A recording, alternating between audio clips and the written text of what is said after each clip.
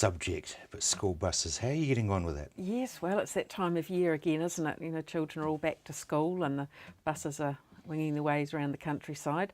Of course, reminding people about the speed limit being the 20 k's past the bus on both sides of the road. The trial with the flashing signs is slowly grinding its way along. Nothing happens fast in this No, world of it politics. doesn't, and it is frustrating. The first trial was done and was proved very successful with the large signs on the big buses. And NZTA, who need to approve that sign for use, were very happy with that, but they were concerned about the effectiveness of a sign on the smaller buses, because of course school buses can range right from the big coaches right down to something like a minivan and would need a much smaller sign. So NZTA were concerned that that sign might not be as effective, so they've asked for another trial. So the prototype of that smaller sign has been designed and made, but NZTA have not yet approved it.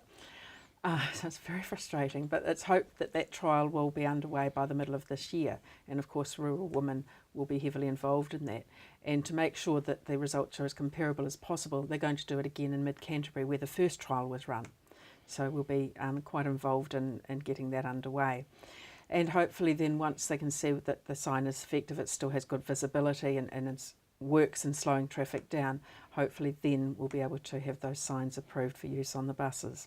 But like all things with government agencies, very slow, long-winded, and really, you know, so hard not to be disheartened and with the constant delays for government agencies. And the key thing here is, of course, the safety of thousands of children as they're going to and from school every day.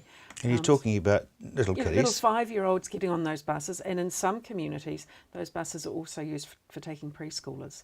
So there's little children right up to obviously the college students getting on those buses twice a day, and we're wanting to keep them as safe as possible. So we really hope the government agencies push this along quite quickly. It'd be quite nice if they did. Well, it would. And of course the ministry did have a working party in place to try and look at how they were going to roll out the new signs once they were approved in terms of timeframes and funding, of course, but that's now on hold, waiting for the signs to be finally approved. So the whole thing's very slow, but we are trying to keep pushing it along. Communities would put their hand in their pockets, wouldn't they, for that sort of thing? Yeah, certainly that is one of the models that was suggested, that there might be a shared funding arrangement between government and bus contractors and communities to try and make sure that they were on there as quickly as possible. And that, I think, is one of the models the ministry was certainly considering. Communities themselves said yes, anytime, as soon as they can do it, they will. They want these signs so much. And of course, it's not just the speed past the buses, there's also speed past the schools that we're trying to encourage motorists to slow down for as well.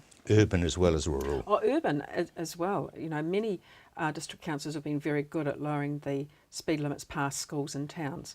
But of course, it's the country schools that are struggling with, you know, some of them are on state highways and you've got traffic whizzing past at 100 k's an hour and you've got children out there. It's just not safe. No, it's not. And it's we're wanting Russian to get roulette. that. We're trying to encourage that speed to be dropped down to about 70 k's past those schools on the main highways, just to try and make it that a little bit safer, and 40 k's in the town areas where travelling that bit slower anyway. And if somebody did cause a terrible accident, I mean, it's going to haunt them for the rest of their lives. Oh, absolutely, and it's devastating, obviously, for that person and the family, but the whole community suffers as well.